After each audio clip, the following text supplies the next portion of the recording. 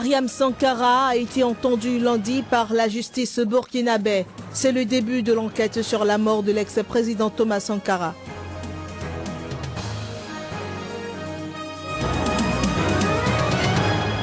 Heure entre migrants Rohingyas et Bangladais. Les violences à bord de leur bateau en perdition a fait des dizaines de morts.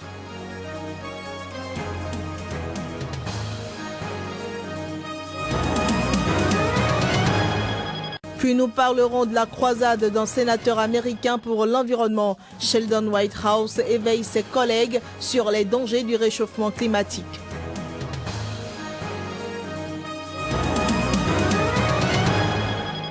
Bienvenue dans ce journal sur SICA.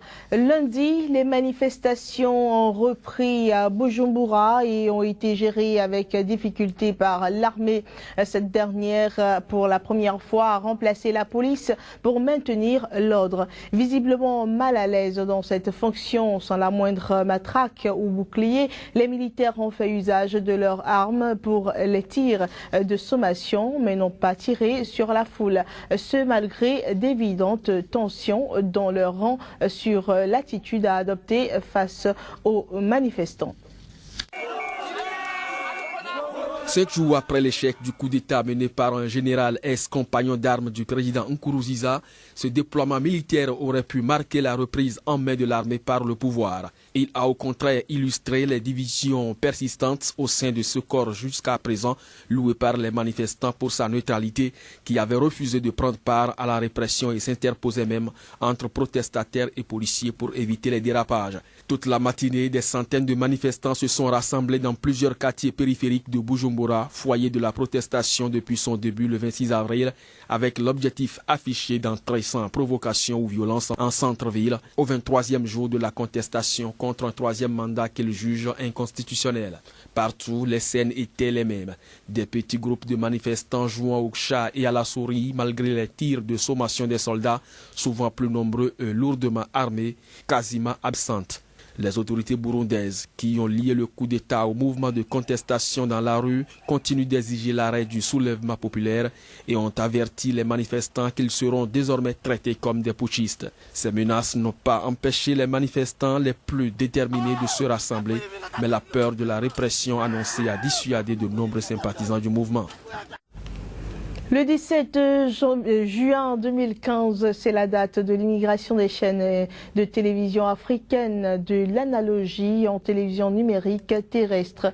À quelques semaines de l'avènement, certains pays sont encore à la traîne. En République démocratique du Congo, c'est un décret ministériel qui annonce la nouvelle au peuple congolais. Lambert Mandé Omalanga, le ministre des Médias. Nous avons défini les acteurs du nouveau paysage audiovisuel congolais. Nous avons également procédé à la récupération par l'État congolais des fréquences analogiques et nous avons interdit toute importation, toute fabrication et toute importation en République démocratique du Congo des récepteurs TV analogiques, c'est-à-dire des récepteurs TV qui ne sont pas numériques. Cette migration de l'analogique vers le numérique interviendra de manière effective à partir du 17 juin prochain. Plus de 27 ans après l'assassinat de l'ex-président Thomas Sankara lors d'un putsch ayant porté Blaise Compaoré au pouvoir, sa veuve Mariam a été entendue lundi par la justice burkinabé, un symbole de démarrage d'une enquête longtemps gelée sous l'ancien régime. Les infractions d'attentat, faux en écriture, assassinat, recel de cadavres ont notamment été retenues dans ce dossier politiquement sensible au Burkina Faso. La veuve s'est confiée à la presse à la fin de son audition. Un extrait de ses propos. Ça a été long, mais je pense que cela valait la peine. S'est exclamé devant d'acteurs et de journalistes, Mariam Sankara, le visage fatigué. Arrivée à 9h locale ou GMT au palais de justice militaire de Ouagadougou, Madame Sankara, qui portait un faso d'Anfani bleu foncé et blanc, un pagne typique du Burkina Faso dont le port était encouragé sur le régime de son mari, en est ressortie après un peu moins de 8 heures d'audition. Elle y est allée confirmer la plainte contre Ins qu'elle a déposée depuis 1997 et qui n'a jamais eu de suite. Oui, ça a été long, mais je pense que ça valait la peine. Parce que le juge m'a entendu revenir sur ma plainte. Bon, je pense que c'est l'essentiel, quoi, parce qu'il y avait beaucoup de questions. Mais je ne peux pas vous en dire plus, comme l'avocat a dit, c'est tout. La justice burkinabé a démarré fin mars une enquête sur la mort de Thomas Sankara, tué le 15 octobre 1987 lors d'un coup d'État qui porta Blaise Compaoré au pouvoir. Plusieurs auditions ont déjà eu lieu dans le cadre de cette affaire ces 6 dernières semaines, dont celle de Valentin et Blandine Sankara, le frère aîné et la sœur cadette de l'ancien président, a-t-on appris de sources judiciaires. Elle a été auditionnée par le juge d'instruction. Elle a pu dire ce qu'elle avait à dire puisque c'est elle qui avait déposé une plainte et c'est la première fois qu'elle était entendue dans le cadre de cette procédure.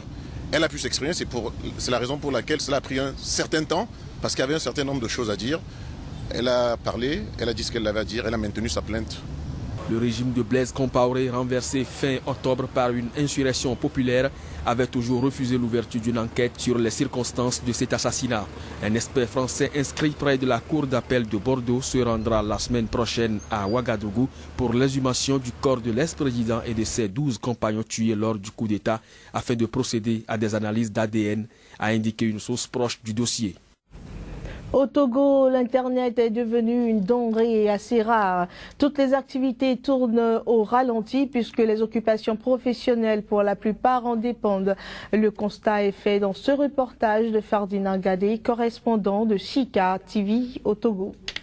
Depuis quelques semaines, il est presque impossible de disposer d'un bon débit pour naviguer sur Internet. Les activités économiques dépendent de cet outil de communication roule au ralenti. Dans les cybercafés, dans certaines entreprises, on passe les journées à tourner le pouce et guetter le retour de ce service. Devenu outil indispensable et incontournable de travail et de communication depuis des années dans le monde, l'Internet est aujourd'hui très difficile d'accès dans certains pays de l'Afrique de l'Ouest.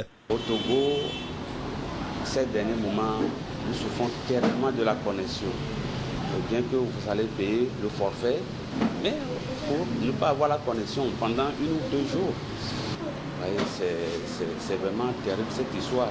La bande passante de 1 méga est à 74 000 francs par mois. Mais les clients sont toujours mécontents parce que la connexion n'est pas du tout bonne ces derniers moments. Entre-temps, quand ils avaient parlé du fibre optique, bon, on a cru que la connexion serait quand même d'une meilleure qualité, mais hélas. Décidément, la connexion, non, ça ne va pas. Un peu partout dans la ville même. Mais concernant le coût, des fois, on nous fait ça 200 francs, 300 francs ailleurs aussi. Quand il arrive à être disponible, sa qualité laisse à désirer. Et pourtant, l'Internet est la principale matière première indispensable au fonctionnement de certaines activités, source de revenus de milliers d'abonnés. Ça fait bientôt 5 ans. Et des fois, on est obligé de puiser l'argent ailleurs pour aller payer le fournisseur de Go Télécom. Parce que l'activité de cybercafé seul, avec ce que nous sommes en train de traverser là, vous ne pouvez rien faire. Depuis plus de 5 ans, le gouvernement togolais a entamé des réformes dans plusieurs domaines pour le développement du pays. Mais en attendant des réformes dans le secteur des technologies de l'information et de la communication, les utilisateurs et consommateurs de l'Internet doivent encore prendre leur mal en patience. Un millier d'Israéliens d'origine éthiopienne et des militants qui les soutiennent ont défilé lundi soir à Tel Aviv. Ils entendent dénoncer le racisme et les discriminations dont ils s'estiment être victimes.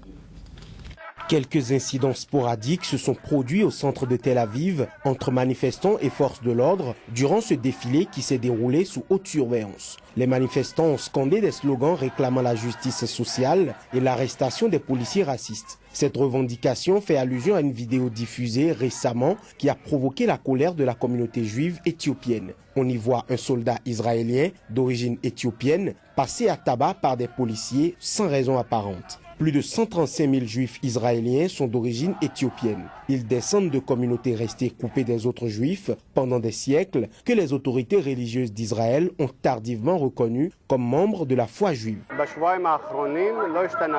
Ces 2 dernières semaines, rien n'a changé. La police a le sentiment de plus en plus d'être soutenue par les politiques du gouvernement. Aujourd'hui, ils sont venus en grand nombre pour nous obliger au silence. La violence continue, rien n'a changé.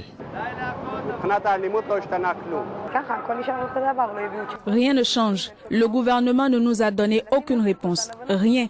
Aucun résultat. Ils veulent nous réduire au silence, mais ils n'y arriveront pas.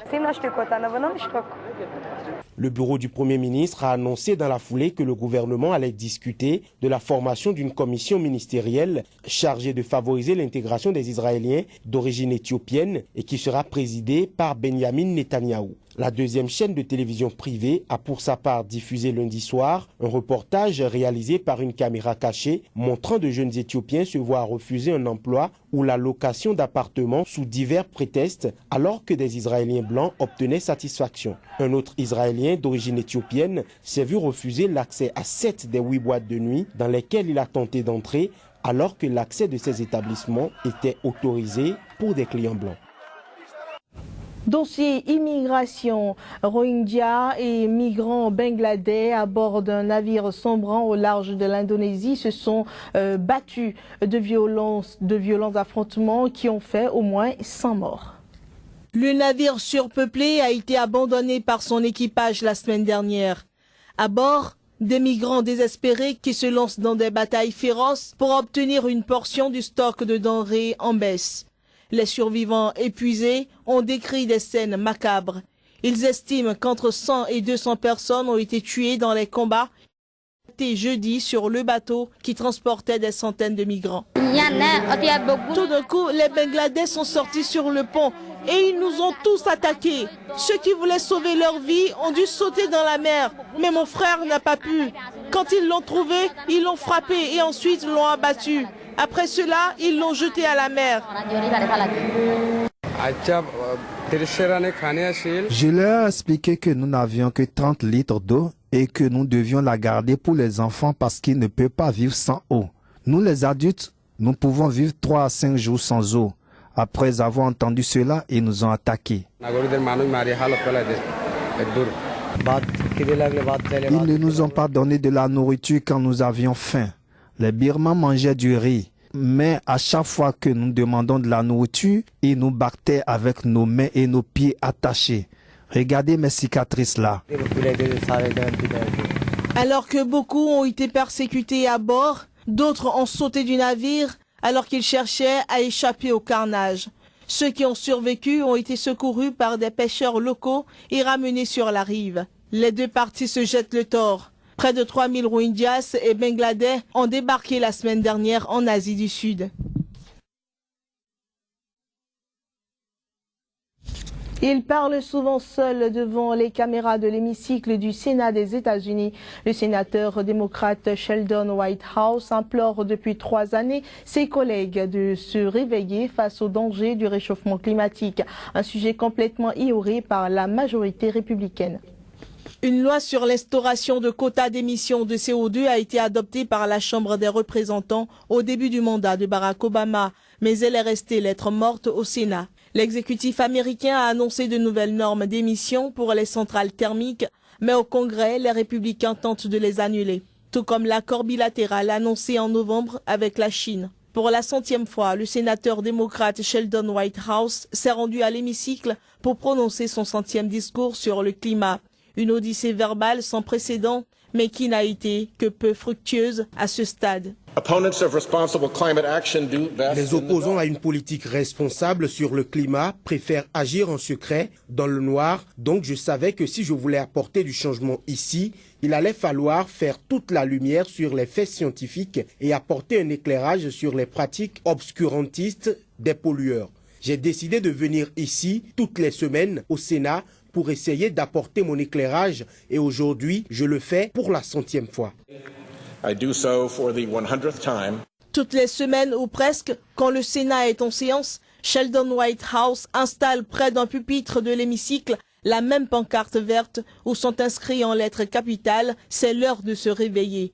Il souligne que 97% des scientifiques ont conclu que l'activité humaine accélérait le changement climatique et il dénonce sans relâche l'attitude des républicains en marche vers la catastrophe.